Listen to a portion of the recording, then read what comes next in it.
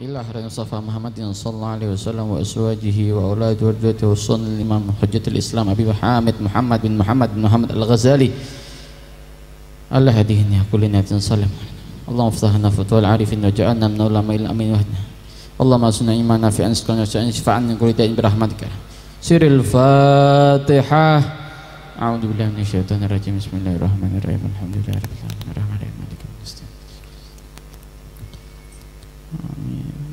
Bismillah walhamdulillah wassalatu wassalam ala rasulillah sayyidina Muhammad ibn Abdillah wa ala alihi wa sahbihi wa man walah wala hawla wala quwata illa billahil aliyil azim Allahumma salli ala sayyidina Muhammadin wa ala alihi wa sahbihi wa sallam nawaitu ta'allum wa ta'lim wa tadhakkur tadhkir nafa' wal intifa' wal ifadal istifadah wal hasa ala tamasukin kitabillah wa sunnati rasulih wa du'a ilal huda wa dalalata alal khair ibtigha'a mardatihi wa qurbi waswabih qala al-imam Abi Hamid Muhammad bin Muhammad al-Ghazali fi kitabih Assalamualaikum warahmatullahi wabarakatuh.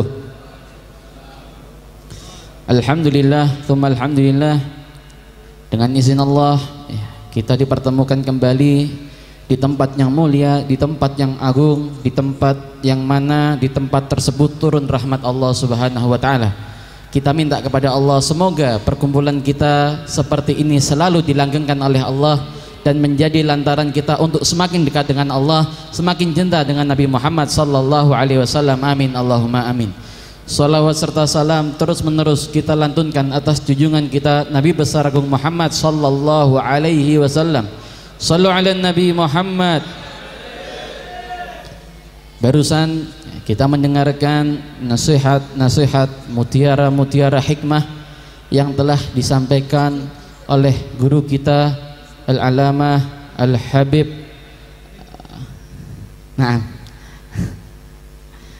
Al-Habib Muhammad Rifki bin Idrus Al-Hamid dari Ambon. Masya Allah, beliau jauh-jauh datang dari Ambon ke sini untuk membahagiakan antum semua ya. Padahal belum tentu antum besok berangkat ke Ambon. Siapa yang ada niatan mau ke Ambon? Tapi beliau nggak mikirkan itu.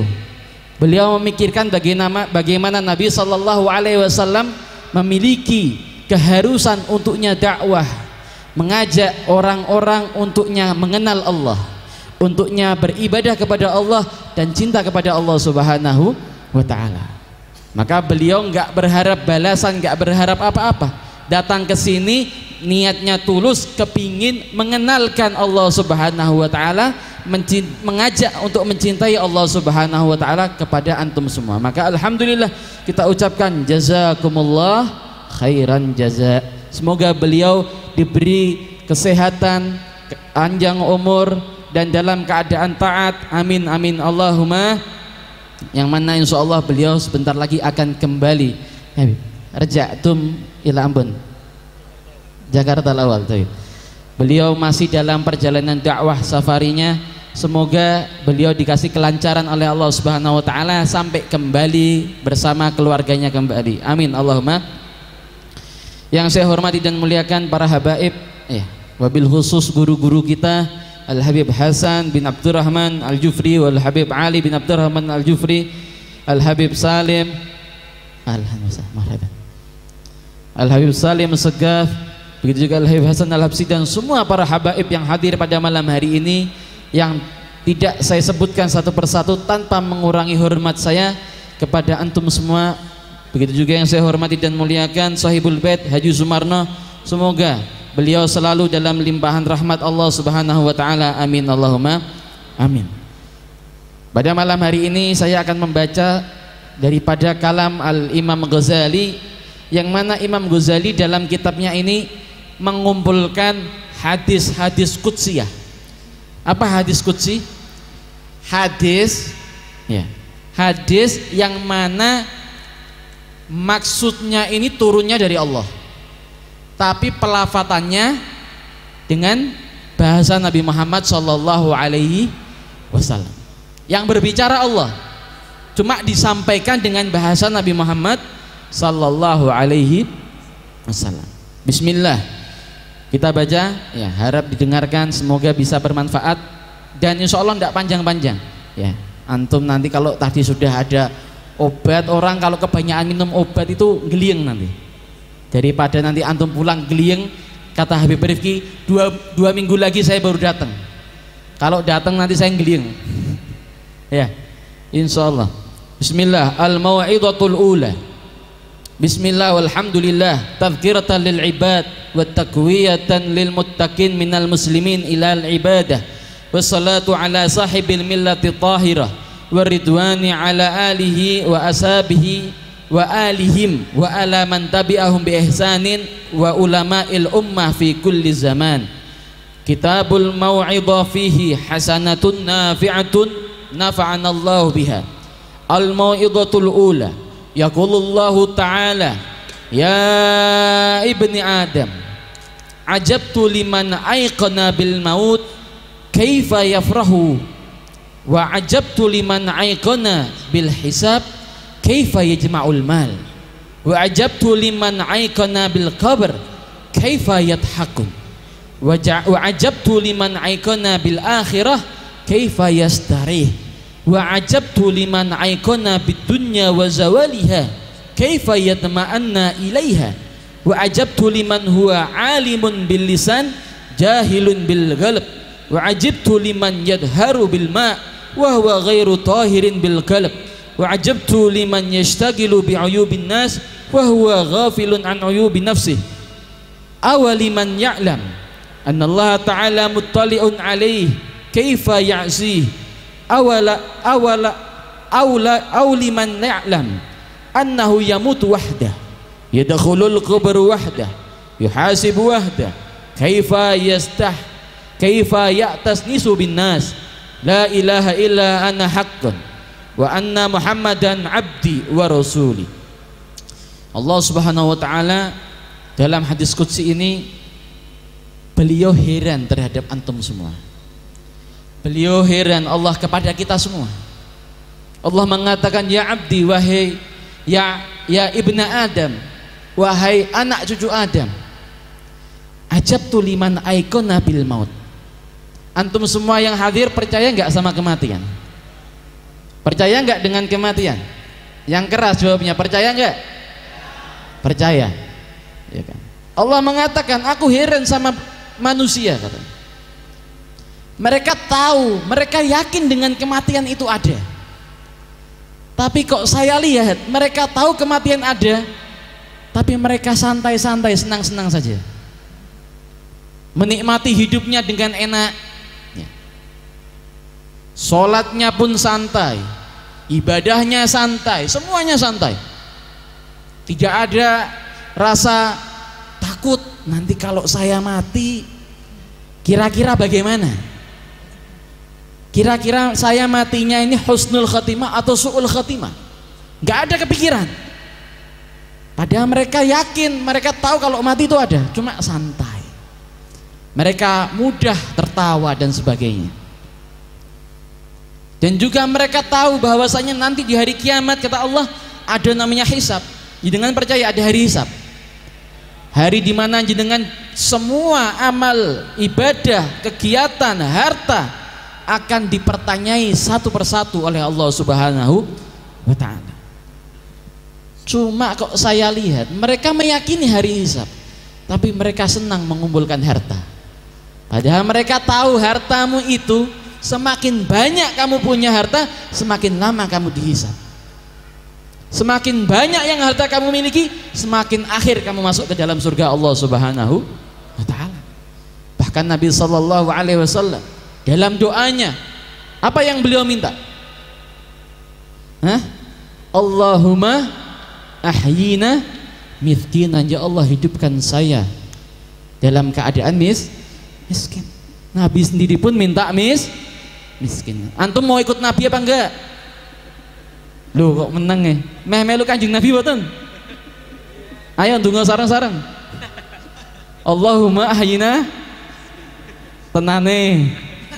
Njaluk kere minta miskin. Siap? Nabi doa minta miskin. Syurna ma'al masakin, dan dikumpulkan bersama orang-orang miskin. Karena orang yang dia miskin, orang yang susah, orang yang hartanya sedikit, masuk surganya lebih cepat. Karena yang dihisap sedikit, Berbeda dengan orang-orang kaya. Sudah kaya, hartanya tidak digunakan di jalan Allah, tambah lama. Kalau dia kaya raya, hartanya banyak, tapi untuk membantu ya, menyebarkan agama Allah, digunakan hartanya untuk dakwah, untuk membahagiakan Nabi Muhammad, harta yang banyak ini nanti akan menjadi penolong, akan menjadi saksi di hadapan Allah Subhanahu wa ta'ala. Bahkan Abdurrahman ibn Auf, sahabat Rasulullah yang termasuk kaya dan paling kaya, ketika Rasulullah SAW mengatakan, ya Abdurrahman, engkau orang yang terakhir kali masuk ke dalam surga. Di waktu itu nangis Abdurrahman bin Auf, karena kalau berarti Abdurrahman ini terakhir masuk surga, berarti paling terakhir kumpul sama Nabi Muhammad. Karena buat para sahabat, harta itu bukan sesuatu yang membahagiakan. Buat para sahabat tuh yang paling membahagiakan apa? Duduk bersama Nabi Muhammad, memandang wajah Nabi Muhammad, apalagi ketika Nabi Muhammad senyum. Wah, buat mereka itu seperti Lailatul Qadar, lebih indah bahkan daripada rembulan purnama. Maka ketika dapat kabar seperti itu, Abdurrahman ini takut. Akhirnya punya cara pikir, bagaimana caranya saya jadi orang miskin. Orang yang paling kaya kepingin jadi orang paling miskin. Karena di waktu itu lagi musimnya ini kemarau, paceklik. Di waktu itu panen kurma itu jelek. Maka Abdurrahman membuat woro-woro, barang siapa yang mau menjual kurmanya kepada saya, kalau kurmanya jelek saya beli dengan harga paling bagus, kalau kurmanya bagus saya beli dengan harga yang 2 kali lipat. Wah, jenengan kalau misalnya dapat kabar seperti itu, barang siapa yang punya padi, padinya harga 1 kilo saya beli dengan harga 10 kilo. Wah, datang semua rebutan. Maka di waktu itu semua pedagang datang, nih dibeli, sampai rumahnya isinya kurma. Ya, isinya kurma, tidak bisa buat ngisi apa-apa lagi, isinya kurma. Beliau lega, alhamdulillah saya sudah miskin. Bayangkan, miskin bersyukur. Ya, nek jenengan ngeresulo. Nah, Abdurrahman bin Auf bersyukur. Kemudian akhirnya suatu saat setelah beberapa waktu, di daerah Yaman sana ada penyakit yang aneh, yang mana penyakit tersebut ini obatnya juga aneh, obatnya susah. Apa? Salah satu obatnya adalah harus dicampur dengan kurma yang rusak. Akhirnya ini utusan ngutus, suruh nyari kurma. Ternyata dengar kalau Abdurrahman bin Auf ini menimbun kurma. Akhirnya dibeli kurma Abdurrahman bin Auf ini dengan harga berkali-kali lipat lagi. Nah itu, tadi beliau sudah bilang kalau orang itu sedekah bukan tambah miskin, tapi tambah kaya. Ya, hartanya habis kembali berkali-kali lipat lagi. Wis nek memang jane wong sugih dadi sugih, cuma sugih sing tenanan, sugih sing genah surga maka Gusti Allah. Akhirnya kaya lagi. Ya, karena memang sudah nasibnya kaya. Ya, kalau kita takut miskin, kalau beliau orang-orang saleh tidak ada dalam hatinya sedikit pun kalau saya miskin nggak bisa makan bagaimana, nggak ada. Yang penting mereka tetap bisa ibadah, ya, bisa menjalankan haknya, bisa merasakan nikmatnya sholat sujud di hadapan Allah Subhanahu wa ta'ala. Kemudian Allah juga berkata, dan aku heran kepada orang-orang yang mana mereka meyakini ada namanya keadaan kubur barzahiyah. Cuma bagaimana mungkin mereka bisa tertawa terbahak-bahak, seneng, ya, bisa guyonan, ya, bisa melakukan hal-hal yang gak ada manfaatnya. Dan aku juga heran terhadap mereka yang meyakini hari akhirat itu ada. Cuma mereka ini meyakini, tapi mereka tidak mempersiapkan untuk hari akhirat mereka, nggak disiapin. Wis urusan akhirat nanti, sekarang ya sekarang. Alasannya seperti itu. Wong sekarang di dunia ya yang dipikir dunia, akhirat kan nanti. padahal di dunia dipersiapkan untuk akhirat. Bahkan Nabi Shallallahu Alaihi Wasallam diriwayatkan daripada Abi Dzar Al-Ghifari itu bercerita, Nabi Shallallahu Alaihi Wasallam pernah berkata ketika melihat ada para sahabat yang sedang tertawa, Nabi mengatakan, inni ara ma la tarawna wa asma'u ma la tasma'un. Aku mendengar, kata Nabi, sesuatu yang tidak pernah kalian dengar, dan aku juga melihat sesuatu yang tidak pernah kalian lihat. Yang mana ketika langit ini bergoncang, kata Nabi Muhammad Sallallahu Alaihi Wasallam, bergemuruh, yang diibaratkan gemuruhnya ini seperti suaranya unta. Unta kalau merengek, gemuruhnya seperti itu. Nanti buka YouTube, rengekan unta ditulis. Ya. Yang mana gemuruh tersebut seperti rengekan unta, sebab daripada sujudnya para malaikat-malaikat Allah di langit. Bahkan tidak ada tempat, ya, daripada 4 jari kecuali ada jidat malaikat yang bersujud di hadapan Allah Subhanahu wa Ta'ala. Tidak ada jarak sekian kecuali ada malaikat yang bersujud di hadapan Allah Subhanahu wa Ta'ala. Nabi mengatakan, wallahi, demi Allah, lau ta'lamuna ma a'lamu la dhahiktum qalilan wa la bakaitum katsiran. Kalau seandainya kalian tahu, wahai sahabatku, apa yang aku tahu, maka kalian akan sedikit tertawa dan akan lebih banyak menangis. Bahkan Nabi mengatakan, bahkan engkau tidak ada pikiran untuk bersenang-senang dengan istrimu. Enggak bakal ada pikiran untuk bersenang-senang dengan istrimu. Engkau akan keluar mencari kenyamanan, ketenangan, sujud di hadapan Allah Subhanahu wa Ta'ala. Sampai Abi Dzar mengatakan, demi Allah, aku lebih senang menjadi pohon yang dipotong kemudian dia rusak dan mati, karena ketika pohon itu dipotong kehidupannya selesai, ketimbang manusia yang akan berlanjut kehidupannya ila yaumil kiamah. Kata Nabi, kalau kalian tahu, nggak bakal ada bisa guyonan bercanda, nggak. Bayangkan, ya, kita kalau mendengarkan guru kita saja marah, hati kita bagaimana? Hati kita bagaimana kira-kira kalau kita mendengarkan guru kita marah kepada kita? Kayak takut dan sebagainya. Ini mendengarkan gemuruh malaikat yang dia sujud zikir kepada Allah Subhanahu wa Ta'ala. Dengan mau meluk istri, tiba-tiba ada suara la ilallah, la ilallah. Meh meluk rak sida, meh meluk meneh, astagfirullah, astagfirullah. Mendengarkan zikir yang begitu kencang sampai gemuruh langit. Kalau kita lihat, kalau mau hujan gimana? Beledek, jenengan kalau ada beledek takut enggak? Kalau ada beledek hujan, ya mau hujan takut enggak? Duar. Pasti hatinya astagfirullah, astagfirullah. Ya Allah, mungkin selamat, mungkin selamat. Ini Nabi mengatakan seperti itulah gemuruh malaikat. Setiap waktu Nabi mendengarkan itu semua. Kan Nabi, kalau kalian tahu, nggak mungkin kalian ada waktu untuk bermain-main, bercanda. La bakaitum katsiran. Kalian akan banyak nangis kepada Allah Subhanahu wa Ta'ala. Bahkan kalian akan meninggalkan istri-istri kalian dan nggak mau kumpul sama istri-istri kalian karena takut mengingat kehidupan yang akan datang, yaitu kehidupan barzahiyah sampai ukhrawiyah. Dan Allah juga mengatakan, aku heran kepada orang-orang yang dia ini tahu, ya, alimun bil lisan, dia tahu, dia beristighfar, ya, dia zikir, cuma hatinya nggak meresapi bacaan zikir-zikir yang dia baca.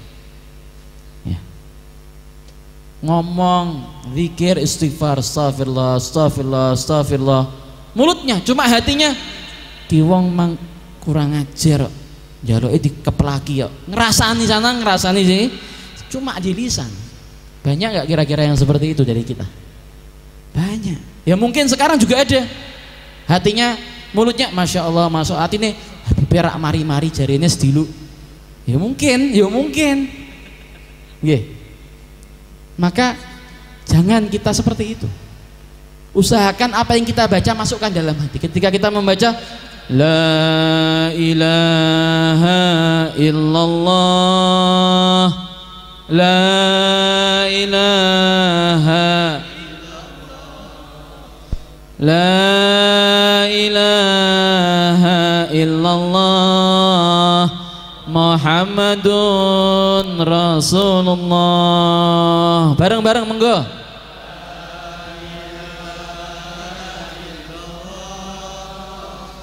La ilaha illallah,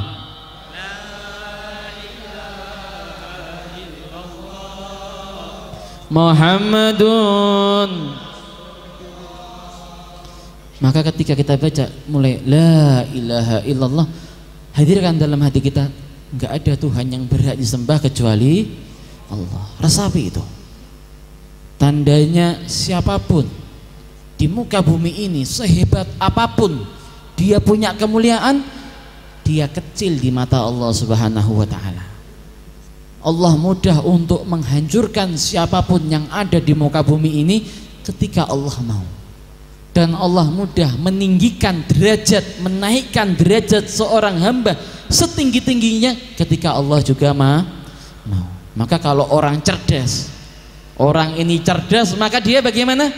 Akan mendekati akan mendekati zat, akan mendekati siapa? Zat yang bisa menyelamatkan, menjaga kita, siapa? Allah Subhanahu wa ta'ala. Dia akan deketin Allah, dipepet terus, pepet Allah, pepet terus, jangan kasih selah. Karena semakin kita dekat sama Allah, derajat kita akan dinaikkan. Semakin dekat sama Allah, dijaga dari segala mara bahaya. Semakin dekat sama Allah, kehidupan kita dikasih keberkahan oleh Allah Subhanahu wa ta'ala.